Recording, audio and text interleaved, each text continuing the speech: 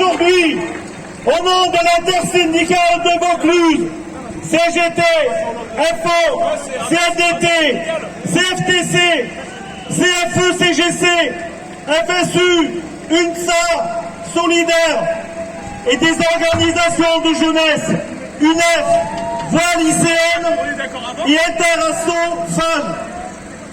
Aujourd'hui, 1er mai 2023, comme partout en France et dans le monde, en cette journée internationale de revendication et de solidarité des travailleuses et des travailleurs, nous manifestons très nombreux et très nombreuses en Avignon. Nous sommes plus de 20 000.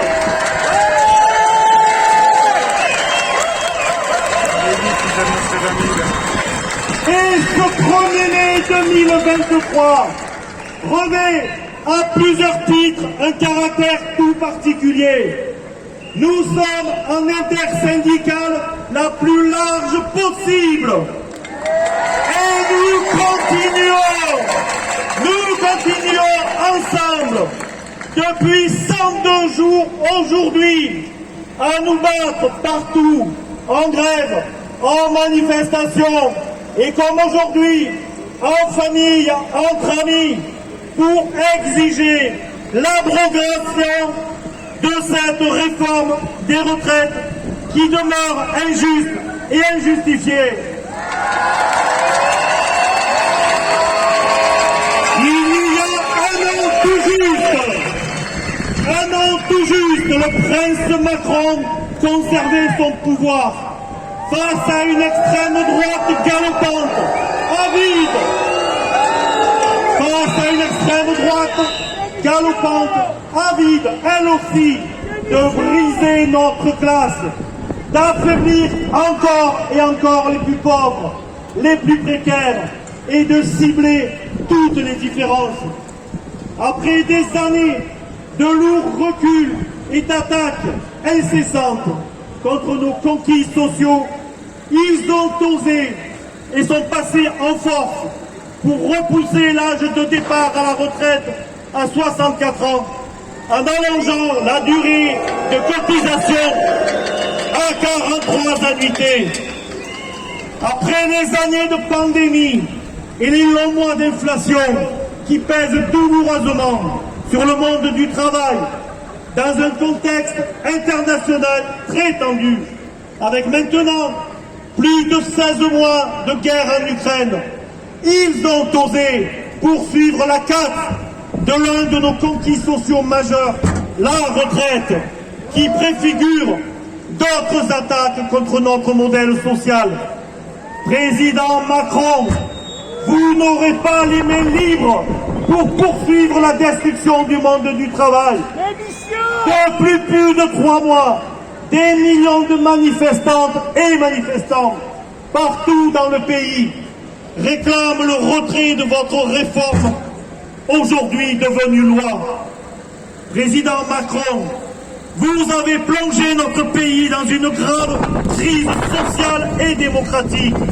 Vous avez osé, malgré des millions de manifestantes et manifestants dans la rue, avec 12 journées de mobilisation et manifestations puissantes, de grève, d'initiatives locales, dans les entreprises, les services publics et sur les lieux d'études.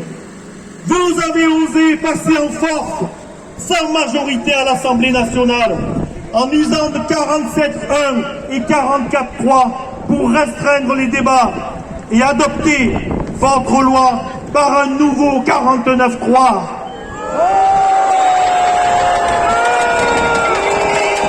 Président Macron, vous avez même choisi, tel un voleur, de promulguer cette loi en pleine nuit. Honte à vous! Macron et son gouvernement n'ont toujours pas compris la colère du pays. Ils s'entêtent et nous ignorent. Ils méprisent les salariés, les retraités et la jeunesse qui se battent depuis plus de 3 mois.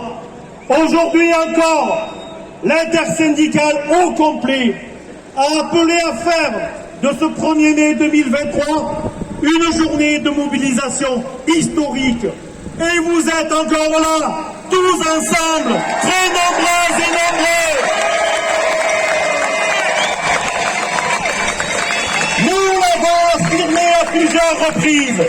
Le mépris affiché à l'égard du peuple, des manifestants et des organisations syndicales ne nous fera pas plier. La page des retraites n'est pas tournée. Et si le gouvernement veut sortir le pays de cette grave crise sociale dans laquelle il l'a plongé, il doit abroger cette réforme. Abroger cette réforme, symbole d'un recul social inacceptable. L'intersyndicale reste et restera porteuse des mêmes revendications claires. Pas de recul de l'âge de départ en retraite, pas d'allongement de la durée de cotisation, pas de remise en cause des régimes spéciaux. Nous demeurons mobilisés.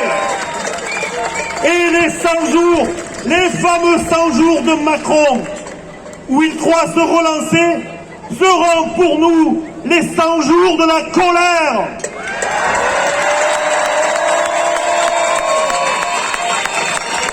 En ce 1er mai, synonyme de lutte internationale, nous saluons toutes celles et ceux qui, partout dans le monde, luttent et combattent pour plus de justice sociale et qui témoignent aujourd'hui leur solidarité envers les syndicats français en lutte et les manifestants. Nous affirmons cette même solidarité pleine et entière pour tous ces travailleurs et travailleuses qui, partout dans le monde, subissent les horreurs de la guerre et de la répression. Poursuivons notre bataille pour que notre pays, celui des droits de l'homme, reste un modèle international en matière de progrès et de justice sociale. Chers camarades, après ce 1er mai, poursuivons nos actions pour gagner ensemble et poursuivre notre juste combat et gagner le retrait. Merci.